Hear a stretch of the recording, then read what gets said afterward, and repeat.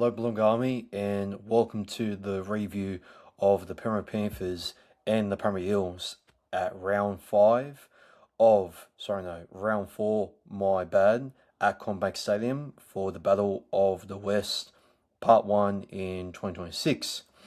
So, the first ever Battle of the West, since we will be versing them again, as we will be playing as the home team next time that we do verse them in the Battle of West. But we are the visitors for this week, and for this week, last night, as I am recording this during the Raiders and Sharks game, we absolutely got hammered and got absolutely just taught a lesson and a great example on how this team really does just structure their pathways very well, and also the recruitment that they have been doing in the last couple of seasons, especially getting our own Blaze Talangi and also our former Parramatta player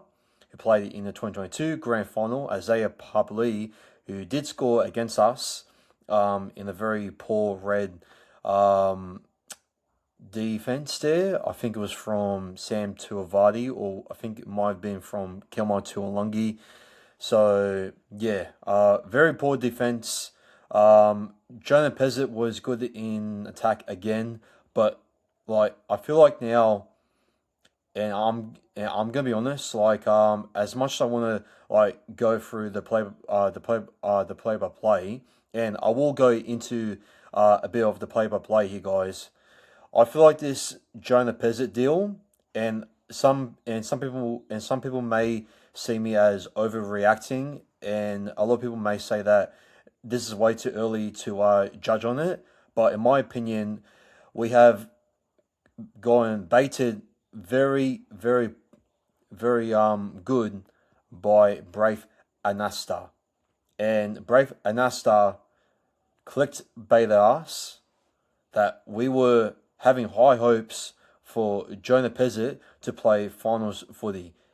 And look on what happened after this match when we got pumped for 48 points to 20. And yes, even though we put in 20 points on the Penrith Panthers, we still managed to lose more depth in the full pack, and also Isaiah Iongi, as it has been confirmed right now, he will be out, I believe, for 10 to 6 weeks now. 10 to 6 weeks, our fullback star. And when Josh came on, when I was watching on the highlights in the second half, man, he was in no man's land in the second half. Sure, he does have the speed, but his defense is absolutely just terrible. His defense is 10 times worse than what Isaiah Iongi is, and because he spends most of his time during second grade footy, and he doesn't even get that much time, and our defense, where Sean Russell and Bailey Simon was, them two were absolutely terrible. Yeah, sure, Sean Russell has gotten an intercept there, but he could have just done a better and much more stronger effort, just to stop Casey McLean for going over to get the try. And yeah, he just got an intercept there, but he managed to be stopped. And honestly, I'm not sure what has happened to Sean Russell after he had such a great start. After his fantastic performances during preseason, and now I feel like I, I, it doesn't make sense to me. He was so fit during preseason, and he was a first ever try scorer in 2026, and I don't know what has happened to him during this game. was Casey McLean and Thomas Jenkins like were they too fast for him? Was the uh was the game with the whole six agains like just catching up to them? With them just always getting the ball and just not having enough room for stamina to be able to cover that defense there and to just catch up with the levels there on how the Panthers play along with the six agains and with the current change of BS rules that Peter V. Landis and Andrew Abdo are making right now. Like, there's just so many questions that I can brag on, like, on and on and on, and I don't know where to start with. Like, for, man, like, yeah, I'm absolutely just baffled of words on what to pick and choose and who to actually blame for this loss, and also moving forward with once again us being in a injury crisis. And a lot of people in the Instagram Parramatta group said to me, and they were also laughing at me, saying that, "Oh, have you not seen the depth in our forward pack?" Well, hang on a second, buddy. Haven't you seen my video on TikTok saying that why are we getting injury prone players, or why are we even planning to get injury prone players like Mitchell Barnett, and then we got and now we're still having old heads like Jack DeBellin starting to fill in for Matt Dory. Like, is that seriously the ideal recruitment that we need after we were facing roster crisis with Bray Arthur? Like, when Jason Rolls came in, he not only wanted to build a foundation, he wanted to build a roster that can really just fit the Parramatta spirit. And the roster that he has at the moment is not working. And I feel like that this forward formula at the moment is not right. And the rotations from last season, he was struggling quite a bit, and he was trying to shape that best forward bench as what Bray Arthur used to have a few years ago in the 2022 grand final. And like, I feel like that the board is not backing him to get those mid 20 players, as I've been repeating on and on and on. And I'm sorry to say this, but like, okay, I know that people have been repeating to me saying that, well, Parramatta didn't want Keon Kilamatangi, and they definitely didn't want Payne Haas. But I'm sorry to say this, people, and I'll keep on saying this until this starts to catch up to one-eyed Eels fans. But unfortunately, we have missed out on Payne Haas and Kilamatangi. And you can disagree and you can laugh at me as much as you want, but the truth hurts. All right. Sure, he was asking on big money, but if we would have thought that these two players were not worth it because of the amount of money that's their managers would offer to us, and that it will be a complete rip off, in that we are trying to extend young players from a pathway systems. Sure, okay, fair enough. But I mean, in my opinion, why aren't we making any moves to not only build a foundation? Sorry, to not only build a great foundation like your Penrith Panthers, like your Sydney Roosters, like your Canterbury Bankstown Bulldogs. But why aren't we getting the right recruited players to build that ideal roster, as what the Penrith Panthers showed us on Saturday night, and especially in the past 5 years, our current rivalries have been recruiting well non-stop, especially the Canterbury Bankstown Bulldogs. I mean, even look at the West Tigers. Like they brought like some great mid-20s forward depth, like Bunty of Foa, Kai Pierce Paul, and what the hell have we brought in? Like Jack DeBellin, Brian Kenley, who had a okay game, but that doesn't change the fact that our forward depth has just so many inexperienced players and that just don't have the experience to challenge this fast-paced game as what the different rules are at the moment. And I feel like that the game is just, well, if the board doesn't start to um, pick something out of the pockets sooner or later, then I feel like that the game is going to start coming away from our forward pack.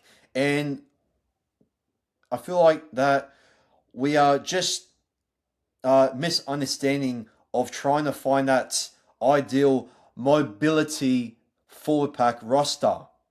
And it took us about like a year to clean out players like Sean Lane, who has now retired, and many other old heads to get out. And yeah, sure, Sam Tuvati is the next junior bolo, but I mean, still like he has suffocated from a concussion, and we can't always force younger players to come in and to expect them to let us to play finals footy along with a player like Jonah Pezzett, which was meant to be a 1 year deal, which is now starting to be very pointless. Like, for all of that time, we could have gone and players like Bo Fermor or many other players, but look at the market right now. Who the hell is going to save us in this mid-season signing window? Like, okay, we're going Dylan Walker and Talent De Silva, and they're going very good this season so far. But who the hell are we going to get this mid-season? Like, who is going to save us? Huh? You you tell me, people. For whoever has criticized me for saying that we don't have a great forward pack depth, and yet people want to say to me, "Oh, well, look at our forward pack." Yeah, inexperienced ones, SG Ball team, Jersey Flag team, who also have their injury crisis going on. Especially, I think with the New South Wales Cup game going on, I think that that Jake Tungo, I think he was involved in a brawl that happened on Saturday night in the 8 p.m. Penrith Panthers and Parramatta Eels match, and yet I've also heard that Arpa Twindle, I think he also has a couple of defensive issues there, and if Josh Papali, like, we made a deal that Jonah Pezzett would play in the number 6, while Josh Papali, who for some weird reason has been picked as a halfback, and that has cost the New South Wales Cup team to lose 38 points to 8 against the Dragons at Combank Stadium, is now backing up for for our injured star this early in the season, and you can't just say that, oh well, we were just unlucky and we were just like just having some tough luck with the draw, which you can't always blame on politics and this and that. Yes, sure, that's the current product of the game is a complete mess with the six against. But do you see Penrith Panthers fans complain about it? Well, they backed up their game, and some people may say, "Oh, well, you can't just expect things to come fast." Well, it's because the timing of the rebuild was so crap that they could have made much more ideal recruitments to even catch up further. All right, we can't always expect time to at least make something click where there is so many franchises like miles and miles ahead of us. Yes, sure, we are 2-2 in 2026, but like, come on, people, like, look at other franchises as where they are going at the moment. Like, look at the Canberra Raiders. Like, they got some great backup there, and look at the way that they are playing at the moment with some of the rookie players as well.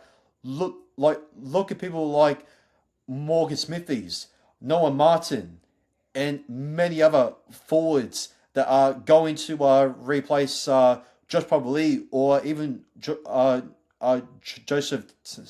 Tarpany there, and especially who's it down behalf again, Tom Starling, and many more. Xavier Savage is even getting better, and there's many other rookies coming through who are like playing like rock stars. Okay, sure, we got some rock stars in our roster, like Isaiah Iongi, who is now injured, and yes, Sean Russell is there, but I mean, we could have kept him to still play that consistent attacking footy as what he has been performing for us in the last couple of weeks. But now, defensively, he has been great because now we have players like Will Pensini, who is now injured, but still has not been performing at the exact attacking rate as what all of us has been expecting him to play like. To play like, and it just comes to show you that I feel like that the board, the way that they've been acting in the last couple of weeks, they have treated Adam from the Talking Para podcast like total crap, and the way that they treat us in round one, not addressing the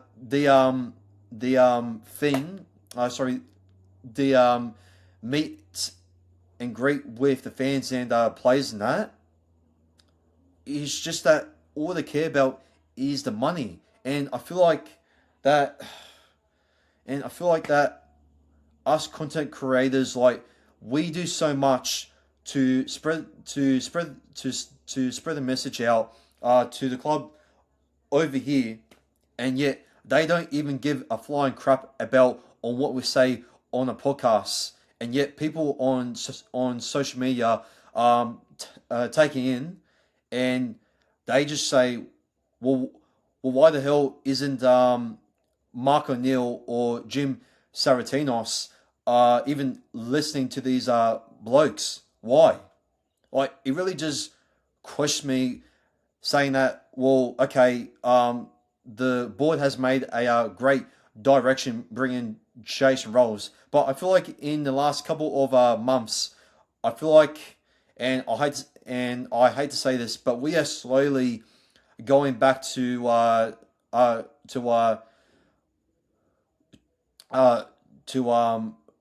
plan A, or square one, or whatever you want to call it.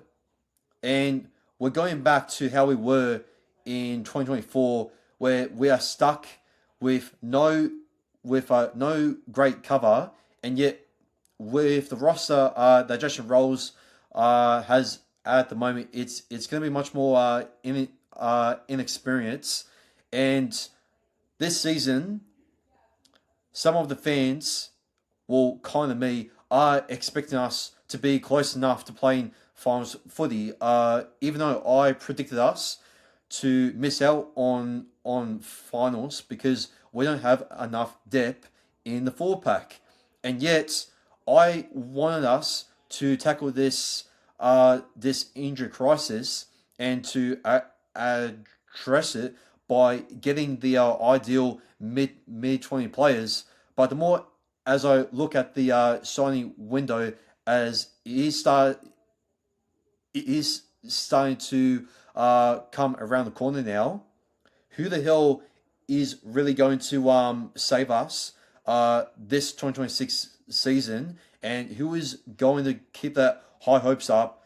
Where if Jonah doesn't defend crap, who is going to be that ideal forward that is going to keep us in the game and that is going to give that gritty attitude in the squad where, okay, we do have the fitness, but there's just some areas that isn't fitting right for the roster that Jason Rolls is trying to solve at the moment.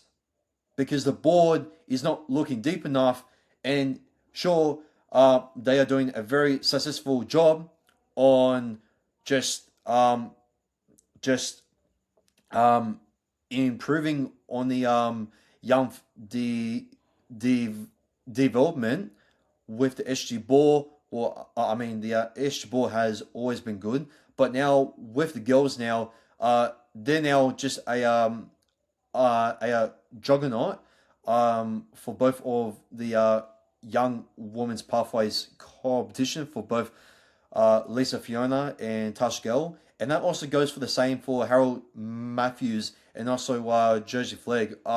Especially after from the results, I think Parramatta for Josie Flegg, I think they have lost against the Panthers, but I mean, who cares? Like, still, you get what I mean. Like, our pathway system has improved quite a lot, and so far we have massively improved comparing to our 2024 horror pathway system. And I am glad that the board has addressed our foundation problem, but the fact that they are not fully addressing about our injury crisis and about the recruitment recently, that we failed to make those marquee signings there during the off season, or to even find like another better alternative if we had to pay ridiculous amount of money, which for most of the for most of the scenario, it will be a big risk. But as I'm looking back on it right now, and as and I already know, as what people are going to repeat to me, it's just round 4. Okay, I am sure that Jason Rolls may have a backup plan. Well, what backup plan is he going to have? Like, bringing inexperienced players that are just going to get monstered by the minutes and the fast pace of the game, and just by face up against another monstrous forward pack, especially on how the way the West Tigers played against the New Zealand Warriors away in New Zealand. Like, how are you going to get those inexperienced players to play up against the West Tigers? Okay, well, Moses has a great record against the West Tigers on Easter Monday. Okay, sure thing. But we can't always rely on Moses. Jonah Pizzett needs to step up in defence, and especially our backline defence there. And there's also another criticism that I've also criticised from last season, also on the podcast, heavily about our backline defence. What the hell was Sam Moa doing in the training sessions leading up to this Battle of the West, where, okay, we were expected to lose, but to nearly concede 50 points? Wow. It just really just shows us that, has there really been a massive improvement in our backline defense? Like, okay, we won against the Dragons, but still, there are still some issues in our defense there. And I don't know if Sam Moore has like fully addressed that yet. And I know that, okay, it's going to okay, Okay, it's going to take time, but the fact that these young players who were playing so successfully well during the end of 2025 and yet had a massive preseason, and yet we are still repeating the same issues, but yet still but yet still nearly conceding 50 points twice, just tells me that, have we really learnt anything from last season? Like, come on, people. Okay, we scored 20 points. Okay, good. But that doesn't, like, take away the fact that, like,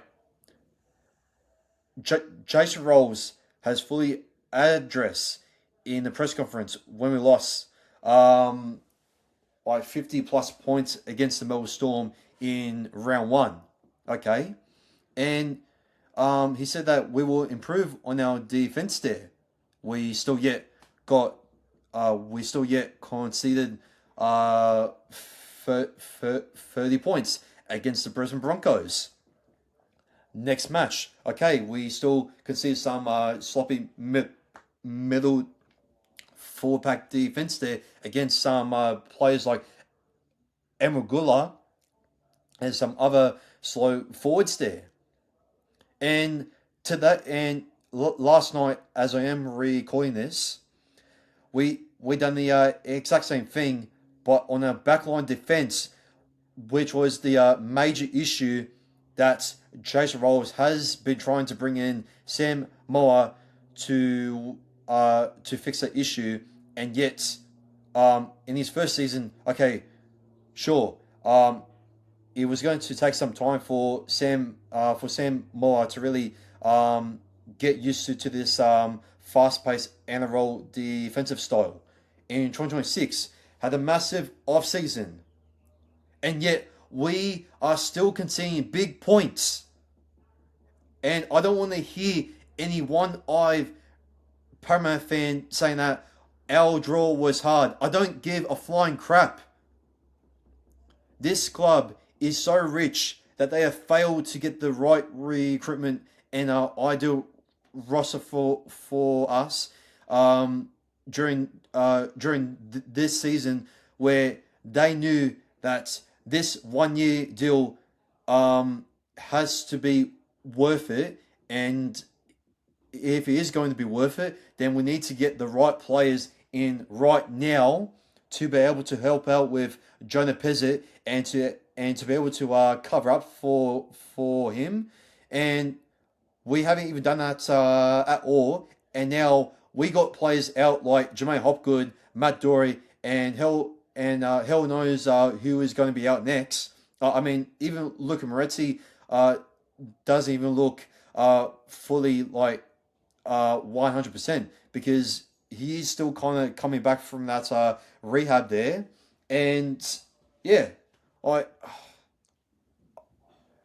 just don't know on where Jason Rolls goes from here. Like, do you like focus on just keep on improving on these defensive issues, and then next week we're still going to concede like a shocking leaking points on where Sean Russell and Bailey Simonson is? And are you just going to just rely on Junior Bolo just to make the tackles there, where his time is nearly up, and yet we have players like Jack DeBellin coming in to cover that? Like, are you for real? Like, it's not his fault though. It's the board's fault. And as I said, like, I feel like that the board is just they just care about the money more than what us fans do. Especially some of the fans who have been waiting here for more than 40 years to see their team win a premiership. And yet here we are. We build a new stadium. We have built the best facility in the competition, and yet we have these great young pathway system players coming through, and yet We cannot deal with this injury crisis and the depth of our roster. And it was a massive issue for our backline, and it's starting to go back to the original issue as where we were in 2024 before Jason Rolls has came in, and yet we are starting to go backwards. What once again? Why are we making these stupid decisions here? Why? Because everything is going to be okay for 2026. We are for sure that our fans are going to be able to have high hopes for Jonah Pezzett to play finals footy for us, where he's leaking so many points, and yet there's no communication from him and also from our back rows like Kelmo Tuolungi, who can be good in defence at moments, but the communication and the timing and the structure there, like you really need to you really need to question on the decisions that the board has been making in the last couple of months, and yeah, like they haven't even really addressed the main issue there. Like I feel like they're saying to us, okay, we're going to be fine. It's only round 4. Uh, we should be guaranteed to win against the West Tigers on Easter Monday. And what other matches do we even have? Like, come on, like, yes. So, as we go into this injury crisis, as where we were from last beginning of the season, I just don't know where we go from here. Like, do we risk taking more of our inexperienced players from our junior reps teams just to be in there? And I think, unfortunately, this is the only path that we have to take, because the board has just not done Jason Rolls any justice at all. And in all honesty, like, if the board, and as I say again, like, I may sound overreactive once again, but in my opinion, and this is going to sound very bold, and I hope that the board is going to watch this, because I know that some of the people upstairs in the Para Leagues Club are probably going to see me as a hater or a troll, but you know what? Who cares? Because this is the truth. If you people up there really care about the fans, then I hope you do something about this injury crisis and this 40-year long waiting thing for fans to wait for this club to win a premiership and get back up there with clubs like the Penrith Panthers, and not let our rivals get miles and miles ahead of us by success-wise. Not by foundation, but by premiership-wise. Because the Bulldogs are in a better form and in a better position, kinda, to win a premiership. I know that I did tip them to miss out on the top 8, but I mean, who knows? Like, I mean, they have signed so many players and so much debt, kinda, but like still, there's still like teams like the West Tigers where they're missing a couple of players. I mean, they put Dewey a halfback, and yet they're still going good. And yeah, like, and yet we have Jonah Pezzett and just a couple of rookies coming through that are just unproven to be a NRL standard halves pairing. And defensively, we're just not at standard. And Chase Rolls has been addressing this issue like for weeks and weeks now, and we're still in the same hole. So where the hell do we go from here? Like, how do you fix it? And I think that's something up to the board to address.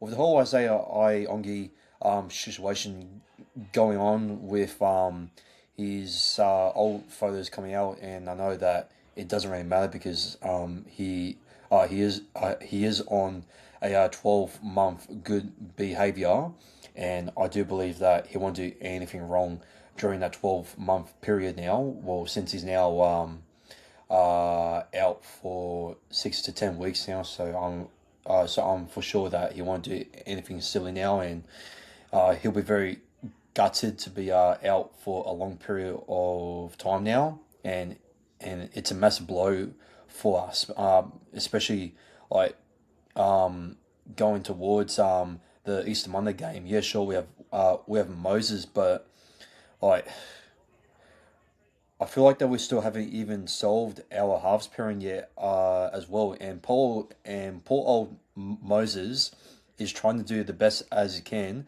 as he has peaked unfortunately in the late period in his career. And you know, some people may say that look, he's good. He was very unlucky to hit the peak, but when the club knew that when we had a special talent like Moses coming through, and that he was very talented with the West Tigers, and I know that the board was going through the phrases and especially the Bray Arthur era, but I feel like now with the sacking of him, I feel like that I don't know, like did the board like sack Bray Arthur too late? Like that's my question. Did the board sack Bray Arthur too late, and a rebuilding process is just in a poor time? And if it is in a poor time, then like with so many teams like that we see right now, how many teams right now are going to catch up to us? Especially the Dragons, who are not that far away, and they did show some courageous effort, and good on them for at least having a fight, since we all knew that they were going to get smashed, since the four pack is slow as heck, but yet still score some soft tries and just sidestep our old players like like Barlow in that. Like, how do we still let players still do that? Like, yeah. Look, yeah, I don't know on what the board needs to.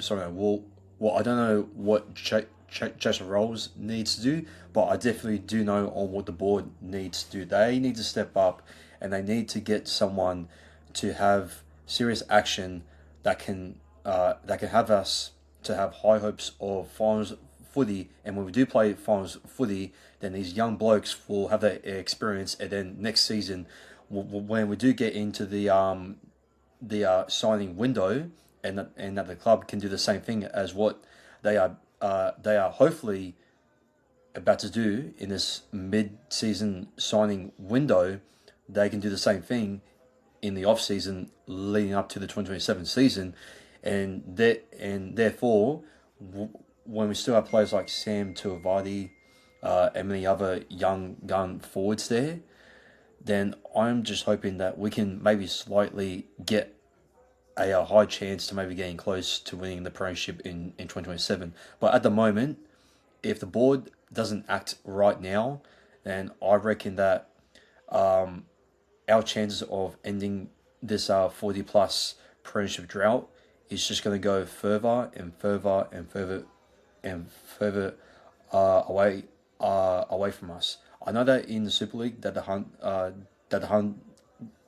Huddersfield Giants were going good at one stage, but now they're looking like they're going to be relegated, and they haven't won a premiership in 50 years. Now, do we want to be in where the Huddersfield Giants are at the moment? Always just sign these injury prone players, or even planning to have these only optional deal players where they're not that mobile, or they don't even suit in our system, attacking system, or most importantly, defensive system, which defense wins your games. So how about you just open your eyes and just really have a think about it, and just see on what's easy for not only for as for the coach, but for us fans to keep on turning up with full of confidence, and to keep on just chanting the Parramatta chant, like me, who has lost my voice during on Sunday. And yes, I couldn't turn up on Saturday night because I had a birthday party. But like, still, like, I'm sure there's many other Parramatta fans in the fan base that will still turn up and be much more louder than the Penrith Panthers fan attendance, since there's not much atmospheric noise coming from the Penrith Panthers from what I seen from the highlights. And like, that really tells you that it was in our hands to really just turn up or even be close. I know that the Panthers are the only team that can be able to suit this new rule thing. But in the belt of West, it just seems like that we didn't deserve to compete in this derby, and this is possibly one of the worst ever performances in this derby in quite a while, in my opinion. Like, I can't really remember the last time that we conceded 48 points in the battle of West. Okay, yeah, sure, we lost in 2020 at their stadium, but defensively we were much better than what we were like on Saturday night. Like, absolutely atrocious. Like, come on. I don't know, as I say again, I don't know what Sam Moller is doing at training, but if he doesn't improve our backline sooner, I reckon that he needs to be sacked. All right, it's as simple as that. All right, because he's had his chance during preseason when all of these backline players, where they have improved slightly, well, they have improved from their performances during preseason, but yet Sam Moller can't be able to organise a structural defensive game plan. Well, when it comes up against these experienced teams, like, has he not learned from our round one horror and many of our other losses during early on last season, and yet has not learned from the 50+2-4 loss against the Melbourne Storm, has not learned from when we conceded 30 points still against the Broncos, and like, has he not learned that our forwards can still concede against slow forwards like Gula, Luciano Leilua, and just those absolute just mid-average forwards there? Like, how? Like, what have you learned, Sam Moore? Because that's what I want to know. Like, yeah. And that's all I have to criticize about what the club is in the current state. So, yeah, I do apologize if I have been rambling on, but I had to get this out on my heart. And, yeah. But I'm not gonna lie, this will be a quick review. It was mostly just to state something out against the club. I was going to do this tomorrow on a Monday, but I feel like today was the only great time to get it out, because I have watched the Cumberland Throw, and I'm pretty sure they will agree with me, because their concerns also is the roster. And a couple of years ago, when we had Brad Arthur, our roster was one of the worst aging squads in the NRL, and yeah, like, Brad Arthur was becoming a what was his name, who used to coach for the Cowboys? It was bloody he coached for Queensland. I forgot his name, but that's what Brad Arthur was slowly turning into, and some people may see Trace Rolls turning into that, but it's not his fault. as where we are. As where we are in this current state. It's the board just repeating the same mistakes over and over and over again, and they just cannot care enough to get over that hurdle, to give that promise to execute those plans that that us fans all expect and all talking about on the podcasters throughout the whole entire of preseason, seeing promising signs, and yet you do not execute the product or even make this team as a real standout or a threat to many other big franchising clubs like the Panthers, who are our rivalries, which we should be doing much more better. I mean, even the Dolphins even got close to even beating the Broncos there, and yet we weren't even close. Like, we nearly conceded 50 points in our own stadium.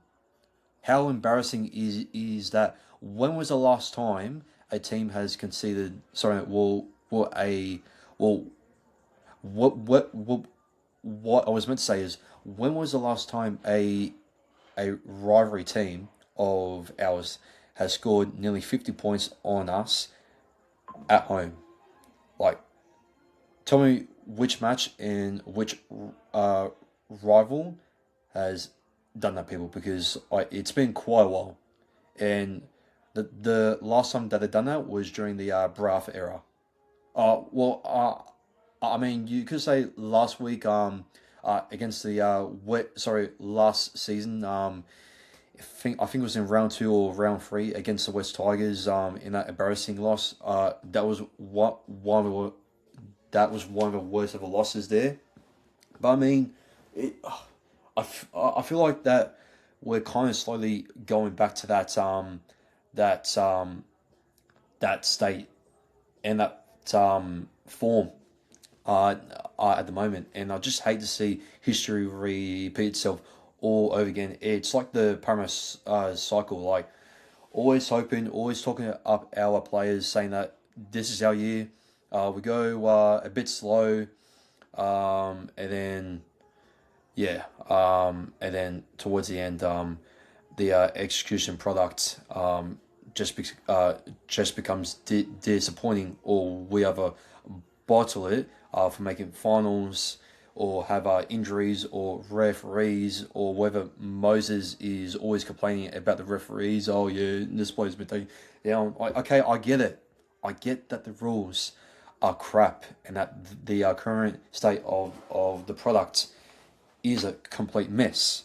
I get that, but we can't always make excuses as a franchise to always rely on Moses, to always rely on players to be fully fit, and and this is what fans have also been whinging about from last season when Moses was out. Oh no, Moses is out. We're nothing without him.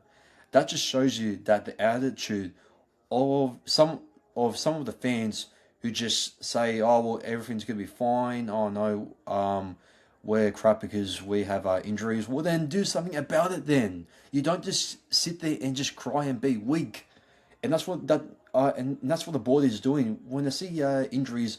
Like, they just surrender,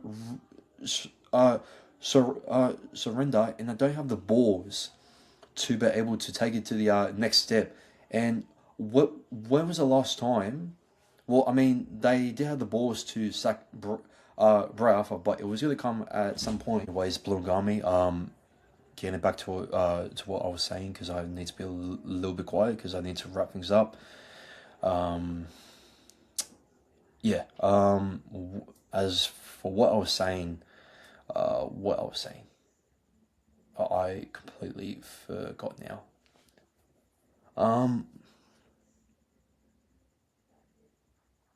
Like, I feel like that we need to just get our stuff together, and we need to just sort things out, and that the board really needs to pull something out from the pockets, and to make another big bold move, and just consistently just keep on making these big bold moves, as what Jason Rolls is doing with bringing in big opportunities for younger blokes like Sam Tuivasa, Charlie Geimer, and many other players that I think we are going to see this season, because I do believe that Ticon Brown will debut at some point, which he might debut maybe against the West Tigers on Easter Monday, since there is a higher chance now, since we are a little bit short on the extended bench now.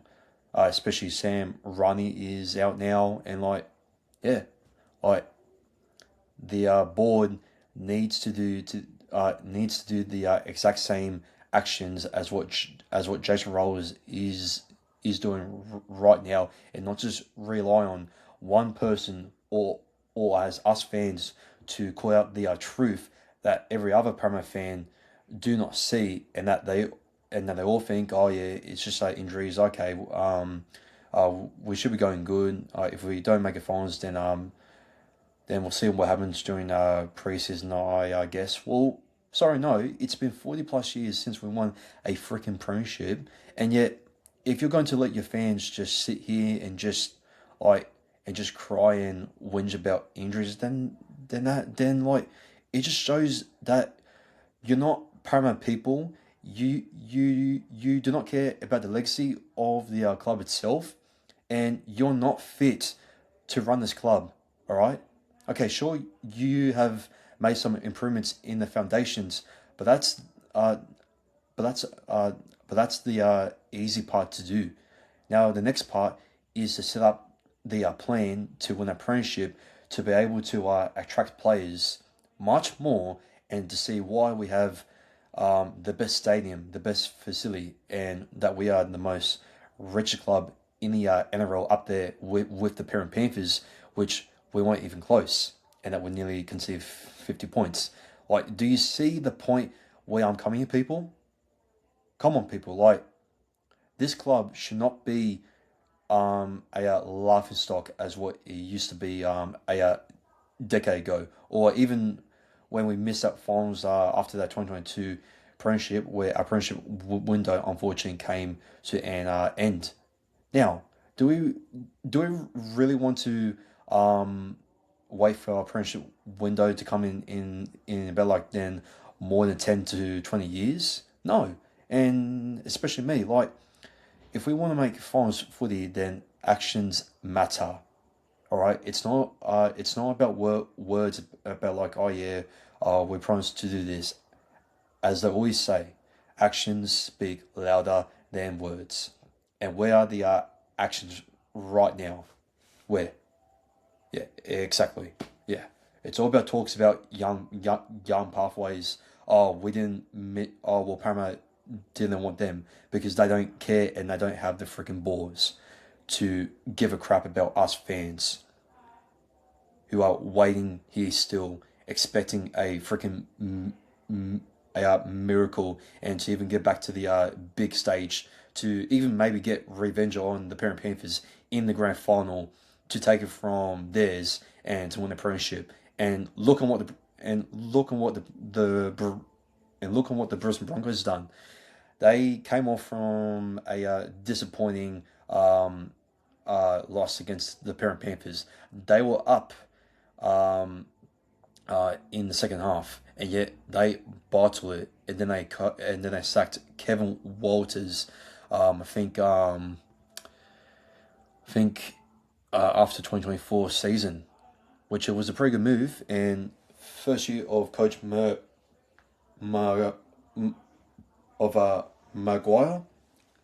he won them the first ever premiership in 20 years. Sorry, for more than 20 years, I believe 20 years. Yeah, in nearly 20 years. Sorry, and how come you care about the future, right?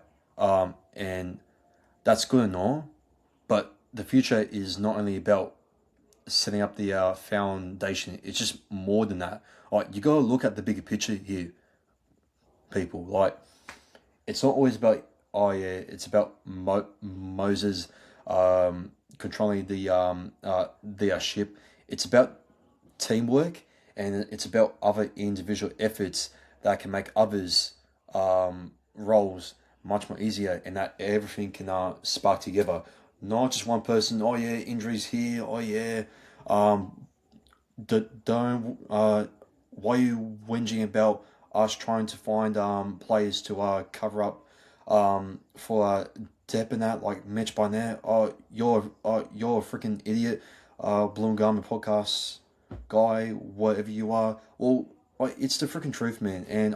Um, and as a fan, like I have been watching this club for so long that I just feel like that the board, and with this whole salary cap thing happening in 2016, has kind of catch up with a few mix of issues.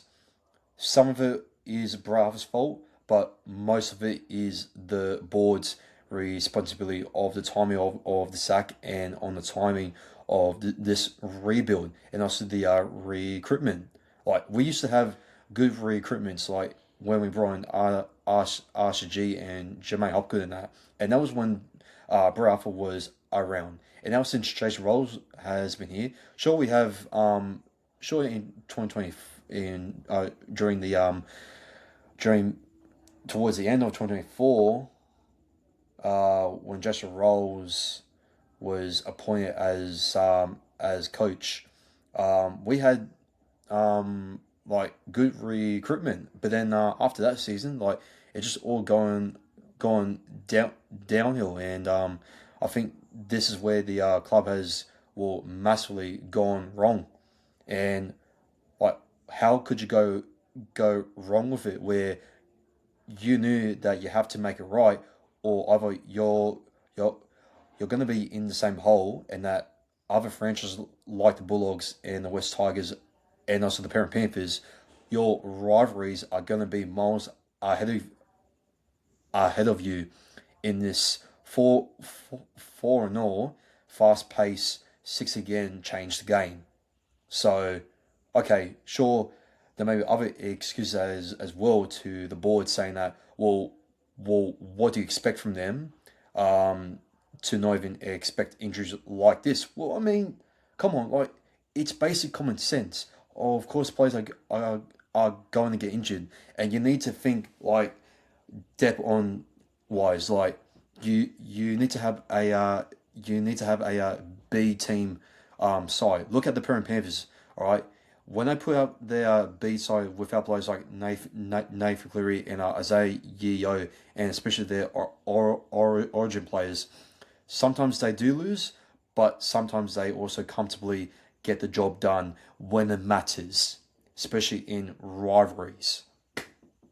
So how come we can't do the same thing? Okay, we have followed them on their foundation, but what about friendship success? Are we still going to ignore that we are only very, very close if we don't make a right action right now, that the club may not see another premiership in more than 10 years, which will take us to 50 years? Like, that is beyond a freaking joke to all the fans who pay so much money to go and see these boys, to put some of their hearts out. And I know that there are some individual great efforts there from Dylan Walker and from Talon Da Silva. Moses did try his best, but Josh Okar was pretty good. Brian Kelly was okay.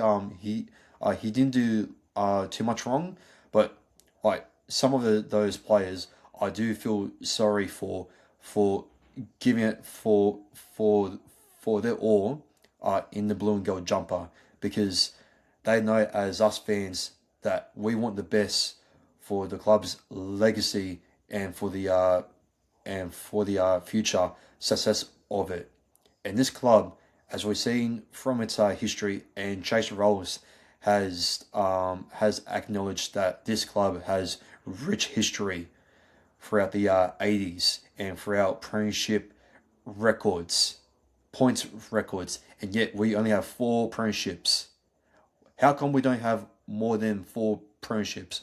Why doesn't the board ag- ag- acknowledge that rather than just one thing? Okay, it should be foundation, and then we'll leave it up to Jason Rolls to see on what he can do with his roster. That's it. Like, it's not just that; it's the whole entire thing. As an owner, you control the whole entire thing. Make sure everything is successful to getting to your goal. I know that your goal is foundation, but in my opinion, it's not just that. All right, for 40 plus years, as I keep on rambling on about, and I do apologize, guys, is not good enough. As for a franchise like this, who has had so much rich history and has the biggest fan base, best facility, best aim, as I keep on repeating myself, but I'm going to keep on fucking repeating it until these freaking board can be able um to to see this message, and that they can finally wake up to themselves. Because I, as a fan who has been watching and supporting this club for a very long time, is sick and tired of the same promises, same words, but no action and no bite. And that's all I have to say for this review for the Penrith Panthers and the Parramatta Eels round for Saturday match. On a 48-20 shocking performance. As always, if you are brand new to the Blue and Garmy podcast, please make sure to follow us on all platforms, especially on Instagram, TikTok, and also give us a listen on Spotify and also on Apple Podcasts as well. And make sure to also watch the episodes on YouTube. If you like watching them instead of listening to them. Please make sure to subscribe to our huge channel and also like, share, and make sure that every single true and long-time Parramatta fan who has been waiting for more than 40 years can be able to see this message and can really understand the passion, pain, and the dignity that is coming from my heart and from my mind as I visionize the future from our board's repeatedly mistakes. So let's hope that they make a action sooner rather than later. And yeah, but as always, blue and gold never folds, and go Para.